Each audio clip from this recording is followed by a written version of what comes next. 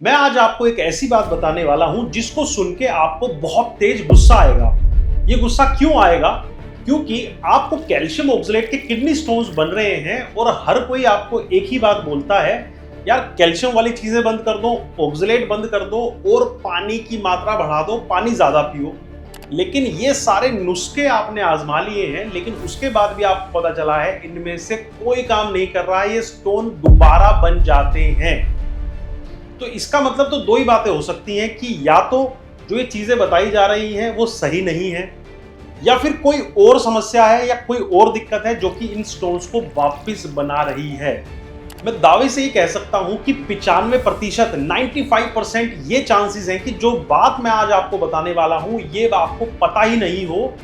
Kidney stone formers को जब ये नहीं पता कि स्टोन बनते कैसे हैं तो उसको रोकने का तरीका वो कैसे करेंगे। इस वीडियो में मैं बात करूंगा किडनी स्टोन्स मतलब कैल्शियम ऑक्सलेट स्टोन्स के बेसिक्स के बारे में कि वो बनते कैसे हैं और क्यों ये स्टोन्स बार बार आ जाते हैं। इस वीडियो को पूरा अंत तक देखिएगा क्योंकि ये वीडियो आपकी जिंदगी बदल सकती है। और ये मैं अपने मन से नहीं बता रहा हूं, इसके अंदर हमारी यूरोलॉजी की गाइडलाइंस, जो latest American, European, Indian guidelines हैं, उन्हीं की हम बात करेंगे और जानेंगे कि ये स्टोन्स, ये छोटे छोटे पत्थर क्यों बन जाते हैं और क्यों आपको इतना दर्द करते हैं। मेरा नाम है डॉक्टर दीपांशु गुप्ता, मैं एक सीनियर यूरोलॉजिस्ट हूं क्योर स्टोन के साथ। चलिए इस वीडियो को शुरू करते हैं।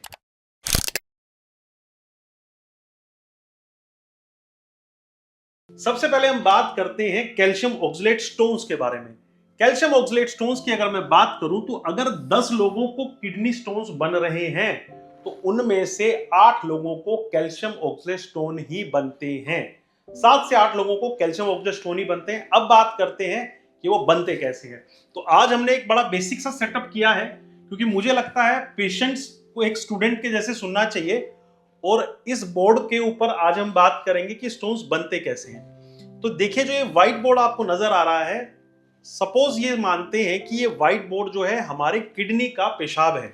हमारी किडनी का पेशाब ये व्हाइट बोर्ड दर्शा रहा है। तो हमारे पेशाब में दो चीजें होती हैं। एक होता है हीरो जो कि है हमारा कैल्शियम, और एक है उसकी हीरोइन जो कि है ऑक्सलेट। तो सारी कहानी इन दोनों से ही शुरू हो रही है। ये दोनों यूजुअली अपनी आयन की फॉर्म में रहते हैं। ये पॉजिटिव आयन है और ये नेगेटिव आयन है। तो ये क्योंकि स्टेबल आयन नहीं है तो इसलिए ये एक जगह पर इकट्ठे होकर जम के बैठ नहीं सकते हैं। इनको इकट्ठे बैठने के लिए चाहिए एक दूसरे का सहारा। तो जब ये आपस में जुड़ते हैं तब ये स्टेबल हो जाते हैं और तब बनाते हैं ये कैल्शियम ऑक्सलेट क्रिस्टल। तो ये स्टेबल फॉर्म कहलाती है और यही बनाती है हमारा स्टोन। यही स्टोन है।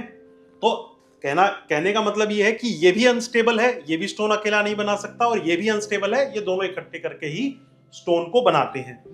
अब बात करते हैं हमारे पेशाब में क्या रिएक्शन इतनी ही सिंपल होती है क्या? तो मैक्सिमम पेशेंट्स के हिसाब से, मैक्सिमम लोगों के हिसाब से तो इतनी ही सिंपल होती है कि कैल्शियम के साथ जुड़ा ऑक्सलेट बन गया कैल्शियम ऑक्सलेट और चलो भाई कहानी खत्म। तो अगर हम कैल्शियम को कम कर देंगे तो स्टोन बनने कम हो जाएंगे, ऑक्सलेट को खाना कम कर देंगे तो स्टोन बनने कम हो जाएंगे। बहुत सारे पेशेंट कहते हैं सर हमने तो दूध छोड़ दिया है, हमने तो सारी चीजें छोड़ दी फिर भी स्टोन बन रहे हैं। क्यों ऐसा हो रहा है? सबसे पहले बेसिक्स को समझिए। तो ये यूरिन है, ये कैल्शियम ऑक्सलेट। अब इस जो रिएक्शन को कुछ ऐसे केमिकल्स और आयंस हैं वो इस केमिकल रिएक्शन को वो आगे की तरफ लेकर जाते हैं। मतलब कि अगर कैल्शियम अकेला है और ऑक्सलेट है तो वो उन दोनों का एक तरीके से मिलन कराते हैं और उनको क्रिस्टल की तरफ धकेलते हैं। और कुछ ऐसे कंपाउंड हैं जो कि इनको अलग अलग रखते हैं, इन दोनों को मिलने नहीं देते हैं जिससे कि ये केमिकल ना बने। तो सबसे पहले हम बात करते हैं कि वो कौन सी चीजें हैं जो कि इनको मिलने से रोकती हैं, हीरो हीरोइन के मिलन को रोकती हैं। तो सबसे पहला और सबसे इंपॉर्टेंट उसके अंदर कंपाउंड है हमारा सिट्रेट। आपने सुना होगा सिट्रिक एसिड, सिट्रेट। तो जो सिट्रेट रहता है ये बहुत ही कमाल का एक हमारा मॉलिक्यूल है, ये हमारा दोस्त है। ये क्या करता है? सिट्रेट, बड़ा प्यारा प्यारा सिट्रेट, ये आता है सीन में और हमारे हीरो को ले जाता है। मतलब कैल्शियम सिट्रेट बना देता है जिससे कि हमारा कैल्शियम ऑक्सलेट नहीं बनता है और हमारे पथरी बनने के चांसेस कम हो जाते हैं। दूसरा हमारा हीरो है मैग्नीशियम। ये मैग्नीशियम भी यही काम करता है। ये मैग्नीशियम ऑक्सलेट को पकड़ ले जाता है और इस रिएक्शन को आगे नहीं जाने देता है। क्यों? क्योंकि अगर मैग्नीशियम ऑक्सलेट के साथ जुड़ गया तो वो स्टेबल कंपाउंड बना के प्रेसिपिटेट नहीं हो सकता है, वो यूरिन में ही डिसोल्व होके जाएगा। सिर्फ ये है, ये स्टेबल कंपाउंड बना के स्टोन बना सकता है। तो पहला हो गया हमारा सिट्रेट, दूसरा हो गया हमारा मैग्नीशियम, तीसरा है अगर हमारे पेशाब की वॉल्यूम ज्यादा है, अगर हमारे पेशाब की मात्रा ज्यादा है तो उसकी वजह से भी ये दोनों एक दूसरे के पास नहीं पहुंच पाएंगे। सपोज अगर ये 10 ml पेशाब में है तो कम स्पेस है तो एक दूसरे से मिलन कर बैठेंगे, लेकिन अगर ये बहुत बड़े स्पेस में है, बहुत बड़े ग्राउंड में है, तो फिर ये मिलन नहीं कर पाएंगे, एक ग्राउंड के दूसरे कोने में, एक ग्राउंड के दूसरे कोने में। तो इसका मतलब क्या है कि अगर हमारे पेशाब की वॉल्यूम ज्यादा है तो भी ये मिलन नहीं हो पाएगा।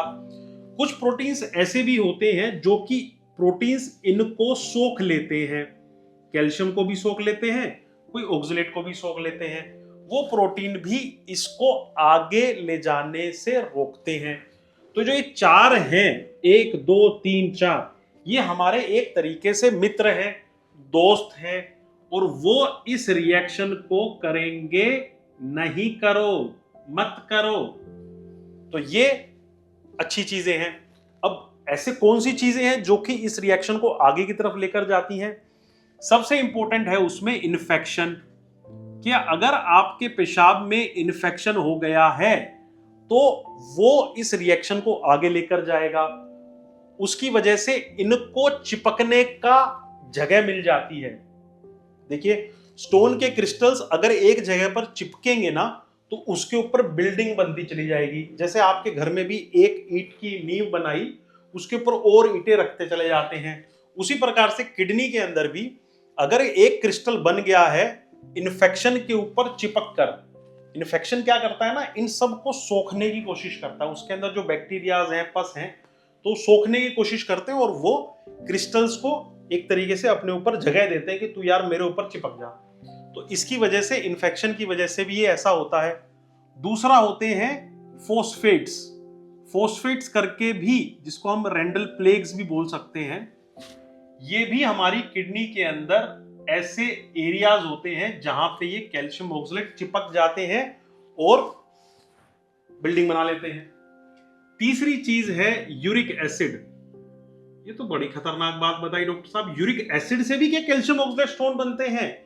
जी हाँ, यूरिक एसिड भी कैल्शियम ऑक्सलेट स्टोन्स के बनने में सहायक हो सकता है। कई बार यूरिक एसिड की इंटरनल कवरिंग के ऊपर भी कैल्शियम ऑक्सलेट चिपक जाता है। तो ये जो मोटा मोटी ये 3-4 हैं जो कि हमारे इस रिएक्शन को आगे की तरफ लेकर जाएंगे, मतलब राइट करेंगे इसको। ये कुछ चीजें। अब डॉक्टर साहब एक चीज तो बात हो गई, अब एक होती है पीएच, कि ये सारी जो चीजें हैं ना एक पीएच पे हो सकती है। पीएच का मतलब क्या है कि यूरिन हमारा एसिडिक है कि बेसिक है, उसमें H आयंस ज्यादा है या माइनस OH आयंस ज्यादा है। ये केमिकल रिएक्शन के तहत होता है। तो अगर हमारा यूरिन एसिडिक है तो ये रिएक्शन थोड़ा आगे की तरफ जाती है, अगर बेसिक है तो कम जाती है। तो मोटा मोटी ये कहानी हो गई। तो जो हम सिंपल सी चीज समझ रहे थे कि calcium oxalate is equal to calcium oxalate crystal, दरअसल वो इतनी बड़ी कहानी है। और कोई भी ऐसी बीमारी जो कि हमारे इस केमिकल इक्वेशन को चेंज करेगी, कोई भी कंडीशन में हो सकती है, तो वो स्टोन बनने के चांसेस को बढ़ाएगी। सपोज कोई पेशेंट ऐसे हैं जिनके अंदर हड्डियां शरीर की गल रही हैं और उनसे कैल्शियम निकल रहा है, फोस्फेट निकल रहा है, तो तब भी ये केमिकल रिएक्शन आगे बढ़ेगी। उनके शरीर में कैल्शियम बहुत ज्यादा हो गया, इतना ज्यादा हो गया कि ऑक्सलेट सारा बाइंड कर लिया उसने और स्टोन बना दिए। तो शरीर में कोई भी और बीमारियां होंगी, इंटेस्टाइन अगर हमारा ऑक्सलेट ज्यादा एब्जॉर्ब करेगी तो तब भी ये समस्या आ सकती है। ये केमिकल बैलेंस जब भी हिलेगा तो आपको ये कैल्शियम ऑक्सलेट स्टोन्स बनेंगे। अब मैं आता हूं मुद्दे की बात पे। मुद्दे की बात क्या है कि आपके शरीर में कैल्शियम ऑक्सलेट स्टोन बन गए हैं, लेकिन आपको ये नहीं पता है कि मेरे पेशाब में इनमें से गड़बड़ क्या है।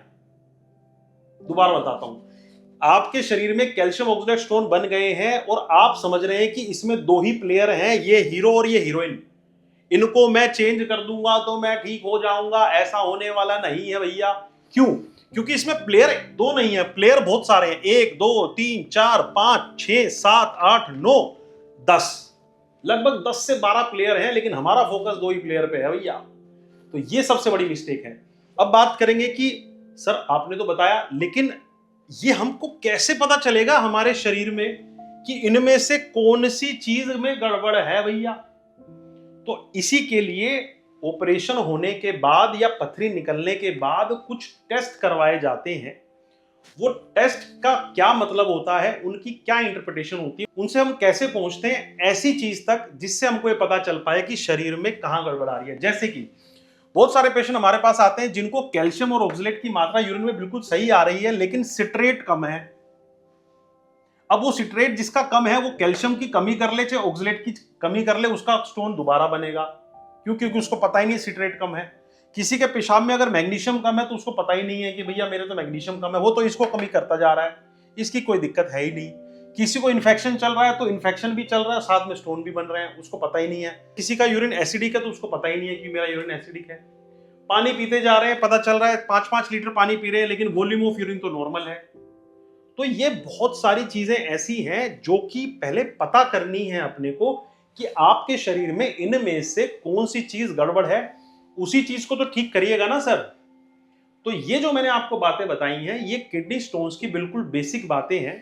अब ये चीजें कैसे हम पता कर सकते हैं इसके बारे में मैं बात करूंगा अगली वीडियो में, जिसमें हम बात करेंगे कि किडनी स्टोन जैसी निकल जाता है, चाहे वो ऑपरेशन से या चाहे अपने आप निकला है, तो हमें किस तरीके से इस खोज तक जाना है कि हमारे शरीर में ये केमिकल में क्या कमी आ रही है। तो नेक्स्ट वीडियोस में हम बात करेंगे कि किस तरीके से हम इस चीज तक पहुंचते हैं, कौन से वो टेस्ट होते हैं, कौन सी मेटाबॉलिक प्रोफाइलिंग की जाती है पेशेंट्स की, किन को वो मेटाबॉलिक प्रोफाइलिंग की जरूरत होती है, क्या जिनको पहली बार स्टोन बन रहे हैं उन्हीं को ये सब टेस्ट करवाने चाहिए, जिनको बार बार बन रहे हैं उनको करवाने चाहिए। अगर टेस्ट रिपोर्ट में कोई मिस्टेक आती है, कोई गड़बड़ आती है, कुछ सिट्रेट की कमी आती है, ऑक्सलेट की कमी, ऑक्सलेट की ज्यादा अधिकता आती है, तो उसमें स्टेप क्या लेने हैं, ये चीजें आपको कोई नहीं बताएगा। तो ऐसी और वीडियोस के लिए मेरे YouTube चैनल को सब्सक्राइब करें, क्योंकि अब हम बात करने वाले हैं इन वीडियोस में कि किडनी स्टोन के रिकरेंस को रोकना कैसे है।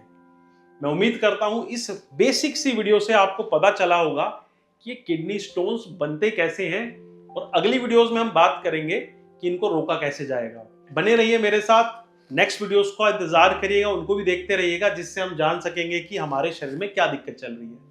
धन्यवाद।